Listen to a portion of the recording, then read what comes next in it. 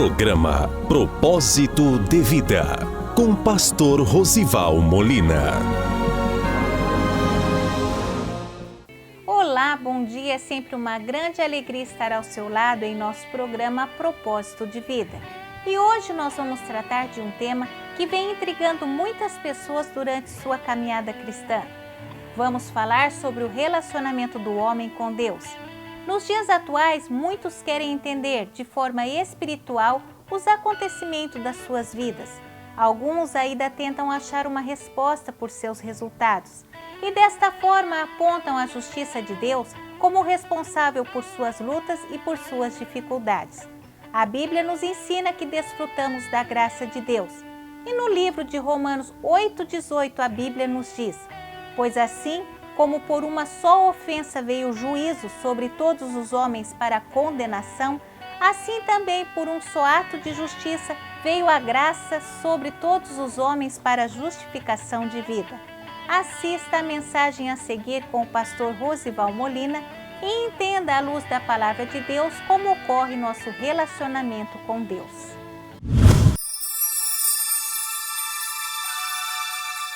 Depois disso, me fez voltar à entrada da casa, e eis que saíam umas águas de debaixo do umbral da casa para o oriente, porque a face da casa olhava para o oriente, e as águas vinham de debaixo, desde a banda direita da casa, da banda do sul do altar. Saiu aquele homem para o oriente, tendo na mão um cordel de medir.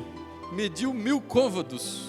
Me fez passar pelas águas, águas que me davam pelos tornozelos, e mediu mais 1000, e me fez passar pelas águas que me davam pelos joelhos, e mediu mais 1000 e me fez passar pelas águas que me davam pelos lombos, e mediu mais 1000, e era um ribeiro que não se podia atravessar, porque as águas eram profundas, águas que se deviam passar a nado do ribeiro, pelo qual não se podia passar. Então me disse: estas águas saem para a região oriental e descem a campina e entram no mar, e sendo levadas ao mar, sararão as águas. E será que toda criatura vivente que vier por onde quer que entrarem estes dois ribeiros, viverá, e haverá muitíssimo peixe, porque lá chegarão estas águas e sararão, e viverá tudo por onde quer que entrar este ribeiro. Amém? Irmãos, quero te dizer que Deus quer purificar a sua vida, Deus quer purificar a sua história, Deus quer purificar cada vez mais a sua caminhada, a sua jornada. Deus tem um projeto grandioso na sua história.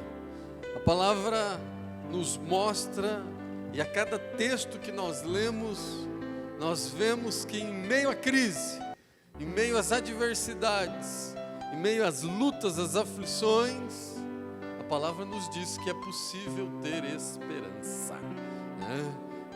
Nós precisamos ter esperança.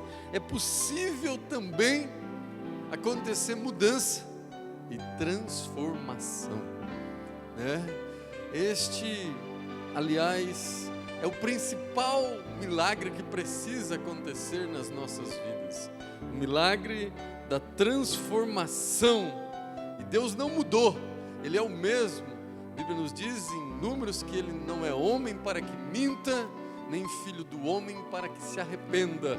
Deus continua transformando, Deus continua operando, Deus continua visitando. Ah, pastor, mas no meu caso não tem jeito. Eu quero dizer para você que se o seu coração bate, se existe vida no seu corpo, Deus ainda tem um propósito na sua história, e a transformação pode acontecer.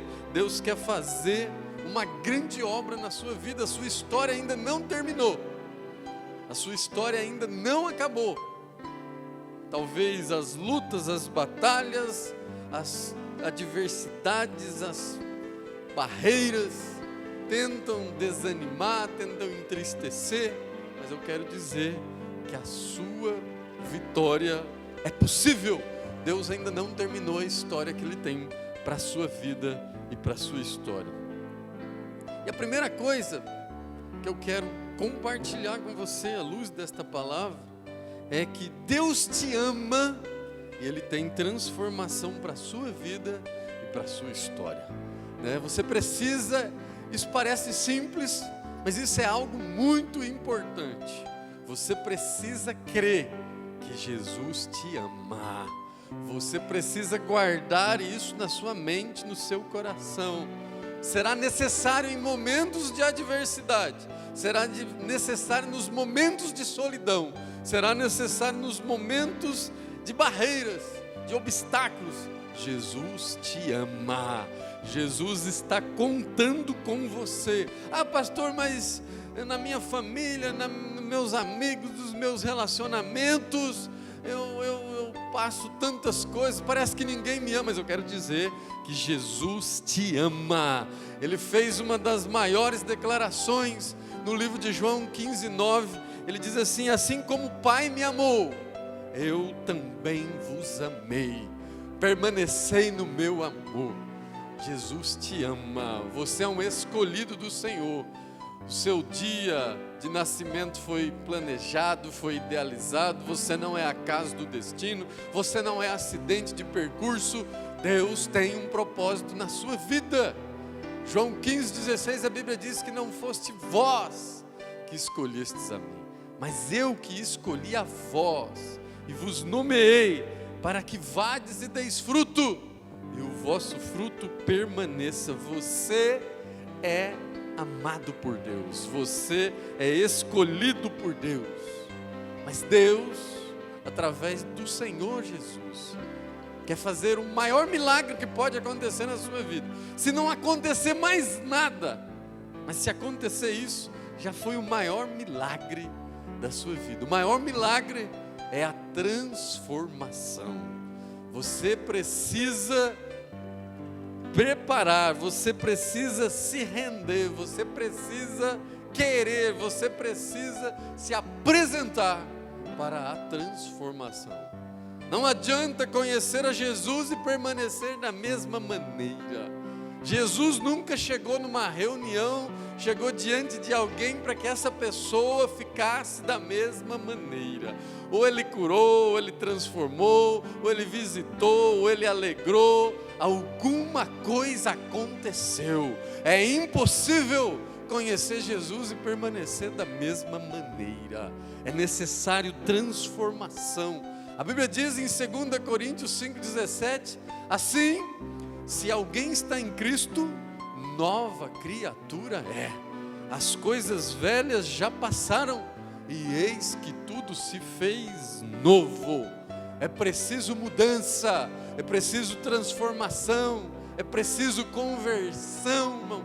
Conversão, você estava indo por um caminho antes de Jesus, e depois que você encontra Jesus, você muda a sua direção, você muda a sua rota, porque teve um encontro genuíno, e os seus comportamentos mudaram. Jesus quer fazer uma coisa nova na sua vida, Jesus quer fazer uma coisa nova na sua história. Em Isaías 43:19, a Bíblia nos diz: eis que faço uma coisa nova, um caminho no meio do deserto.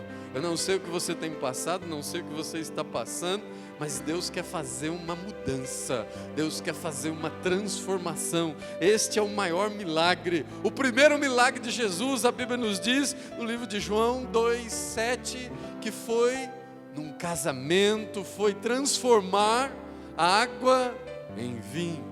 Eu quero profetizar na sua vida que Deus vai transformar a sua vida da água para o vinho.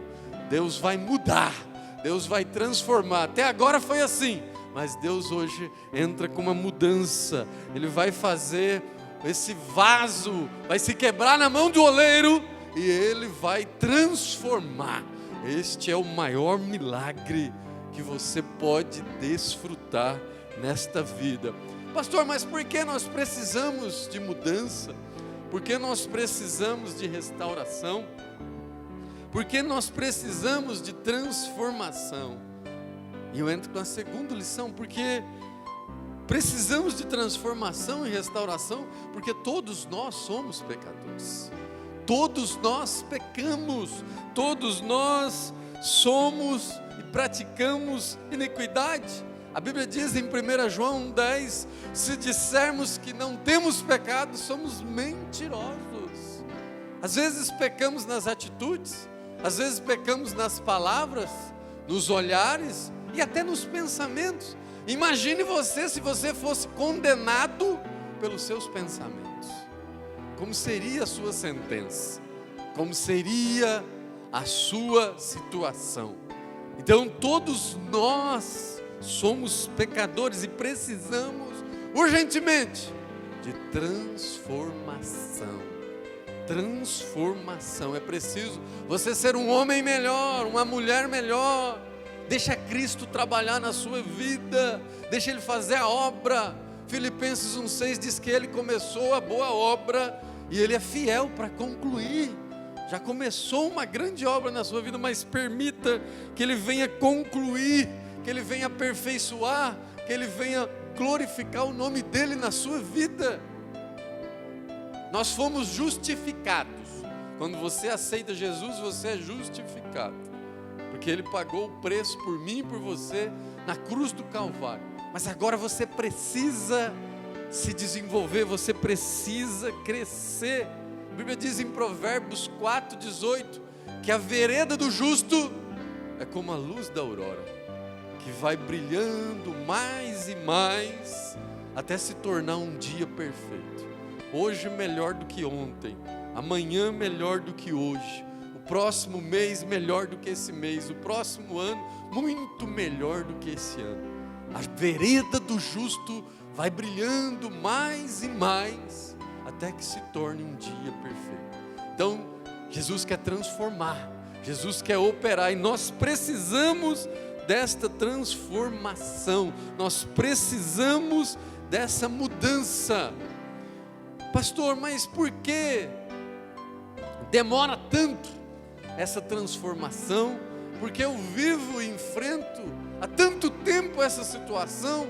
Talvez algumas pessoas estão passando por lutas, desertos, há tantos meses, talvez há tantos anos na sua vida, e elas se questionam e perguntam para os outros, ou às vezes para si mesmo, por que tanto tempo? Por que demora tanto? Porque para que haja mudança, é necessário um ingrediente indispensável. E esse ingrediente chama-se arrependimento. Arrependimento. É preciso arrependimento para que haja transformação. Sem arrependimento não existe mudança. Sem arrependimento não existe transformação. A Bíblia nos diz em Provérbios 28:13 que aquele que encobre as suas transgressões nunca prosperará, mas aquele que confessa e deixa alcançará misericórdia. É tempo de confessar e deixar, é tempo de se arrepender. Davi, irmãos, um dos maiores pecadores, tem determinados trechos da vida de Davi que não dá para ler assim para qualquer criança. Talvez deveria ser censurado. Ele se envolveu com uma mulher e praticou atos e enfim, né? Um grande rei, um homem segundo o coração de Deus, um grande pecador, mas também campeão em arrependimento. Campeão em arrependimento. Se arrependia, se quebrantava. A Bíblia nos diz no livro de Salmo 51, ele pede para o Senhor: não retires de mim o teu Espírito Santo. Se arrependia, se quebrantava, e Deus operava na vida de Davi. Irmãos, você não está isento de errar, você não está isento de pecar, mas se arrepender depende de você. Mudança, transformação depende da sua vida, depende do seu coração. A Bíblia nos diz em Salmo 51, 17, que os sacrifícios para Deus são um coração, um espírito quebrantado, um coração quebrantado. Você precisa se arrepender. Quer mudança nesse deserto? Quer que esse deserto cesse, termine na sua vida profissional, no seu casamento, na sua história, nos seus relacionamentos? Aprenda da marcha ré. Você precisa aprender da marcha ré. As marchas do veículo tem para primeira, segunda, tem hora que é tempo de acelerar mais, acelerar ainda mais. Mas tem momentos que você precisa retornar. Tem momentos que você precisa regressar, arrumar o que estragou, arrepender-se. Essa era a mensagem no Antigo Testamento. Essa foi a mensagem do próprio Jesus. Essa foi a mensagem de João Batista. Essa foi a mensagem de Pedro. Arrependei-vos, arrependei-vos. E eu quero dizer para você que a demora na sua mudança será proporcional à demora do seu arrependimento. Existem 4 perguntas que você precisa responder. 4 perguntas você precisa responder a você mesmo. A primeira: quanto da atual circunstância, do atual deserto, é participação sua? Você contribuiu para isso. Responda: quanto de tudo isso que você está enfrentando e passando, você que deu causa? Existem coisas que nós enfrentamos e não fomos nós que demos causa. O mundo, a economia, os governantes, mas existem algumas coisas que nós demos causa. Você precisa refletir. Tudo que eu estou passando, o que é que eu dei causa? Essa é a primeira pergunta. A segunda é: o que ainda falta? O que eu ainda preciso entender para sair de vez desse deserto? Talvez você ainda não está pronto. Deus quer fazer uma mudança, mas Ele quer que você entenda algumas coisas para não acontecer de novo, para não incorrer de novo. Segunda pergunta: o que ainda preciso aprender? Pergunte ao Senhor, pergunte a você mesmo. E uma terceira pergunta é: você tem evitado conselhos, recomendações, palavras, aconselhamentos de pessoas, te conduzindo ao arrependimento e à mudança? Deus pode estar usando pessoas para que a sua vida seja transformada, para que a sua vida seja mudada, para que haja o arrependimento. E uma quarta e última pergunta que você precisa responder: mais de uma pessoa tem me dado o mesmo conselho? Mais de uma pessoa tem falado a mesma coisa? É sinal que Deus está te avisando. É sinal que Deus está usando pessoas. Deus usa quem quer, Deus usa jovem, Deus usa idoso, Deus usa pessoa, conhecido, desconhecido, crente, não crente. Deus usa quem quer, da forma que quer, para fazer a sua obra, para que haja arrependimento. A Bíblia nos diz em Provérbios 29:1, que o homem que muitas vezes advertido, se nega a ouvir a palavra, haverá súbita morte. Deus tem te avisado, Deus tem clamado, Deus tem falado no seu coração várias vezes, mas é preciso, para que haja mudança, para que haja transformação, que haja arrependimento. A demora na transformação desse quadro, dessa situação, pode estar diretamente ligada à demora no seu arrependimento, a demora em reconhecer que é preciso mudar. Às vezes, as pessoas querem que todos mudem ao seu redor e se esquecem que a primeira mudança é necessária e precisa começar por ela mesma, né? É preciso você buscar o culto, é preciso você buscar a obediência a Deus, é preciso exercitar a fé, é preciso a comunhão com Deus, é preciso buscar o altar. Você faria o que está fazendo diante do altar, você faria o que está falando diante do altar. Deus quer que você comece a sua primeira mudança pela sua vida espiritual, pela sua vida com Deus, pela sua comunhão com o Espírito Santo de Deus. E Deus vai te dar discernimento. Em 1 Coríntios 2,15, a Bíblia nos diz que o homem espiritual discerne bem todas as coisas, e em nada ele é discernido. O Espírito Santo vai começar a ter intimidade contigo, ele vai começar a falar contigo, ele vai trabalhar na sua vida, na sua história, vai dar refrigério ao coração. Ele é poderoso, ele transforma, ele convence. E a Bíblia nos diz, irmãos, que no verso de número 3, depois do altar, as águas começam a sair no altar, e aquele homem começa, aqui de uma forma profética, ele começa a caminhar. E ele começa a caminhar, e as águas vinham como se fossem no tornozelo. Quero dizer para você, primeiro passo, tenha uma comunhão com Deus, volte, reflita, retroaja se for necessário, engate marcha ré, arrependa-se e venha diante do altar de Deus e comece uma nova caminhada. A Bíblia nos diz que as águas iam no tornozelo. O tornozelo simboliza mudança, direção diferente, colocar tudo nas mãos de Deus, colocar tudo nos caminhos do Senhor. A Bíblia diz em Isaías 55:8 que os meus pensamentos não são os seus pensamentos, e nem os meus caminhos são os teus caminhos, porque assim como os céus são mais altos do que a terra, assim são os meus pensamentos mais altos do que os seus pensamentos.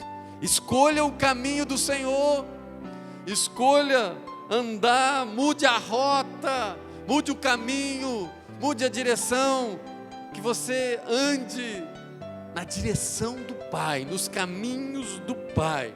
É necessário se perguntar: eu estou no caminho certo, Senhor? Começa, já que você veio para o altar, converse com Ele.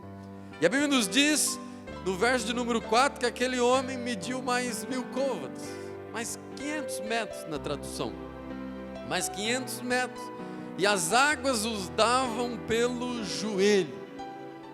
Eu quero dizer para você, que na sua caminhada cristã, na sua caminhada com o Espírito Santo de Deus, é necessário escolher o caminho dele, é necessário suportar a humilhação, suportar determinadas situações e vencê-las no joelho. O Senhor te chama para vencê-las no joelho. Sempre digo que o Evangelho é ilógico. Às vezes você quer ter razão, mas com a razão pode perder a razão. Ao invés da razão, escolha a oração. O segredo da sua vitória está no joelho. O segredo da sua vitória está em se humilhar diante de Deus. 2 Crônicas 7,14 diz: se o meu povo, que se chama pelo meu nome, se humilhar e orar e buscar a minha face e se converter dos seus maus caminhos, então eu ouvirei dos céus, perdoarei os pecados e sararei a terra. O segredo da sua vitória é ir para o altar, escolher a direção de Deus. Os seus tornozelos precisam ter direções diferentes. E comece a vencer não pela razão, mas pela oração, pelos joelhos. E a Bíblia nos diz que aquele homem caminha mais 1000 côvados, mais 500 metros. E as águas, que aqui simbolizam o Espírito Santo de Deus, as águas já batiam nos lombos.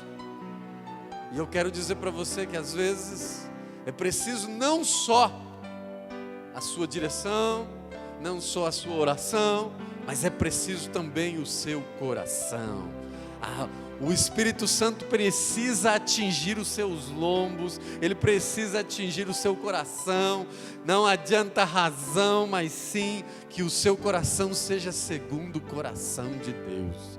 A Bíblia nos diz em Provérbios 4:23 que de tudo que você deve guardar, guarda o seu coração, porque é de lá que provém as fontes da vida, porque é de lá que provém todas as questões e o nome do Senhor vai ser glorificado.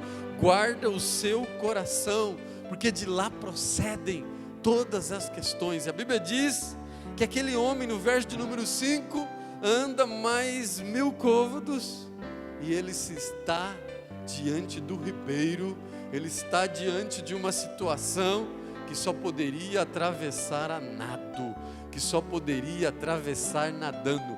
Já havia coberto os tornozelos, os joelhos, os lombos e havia coberto toda a sua estrutura.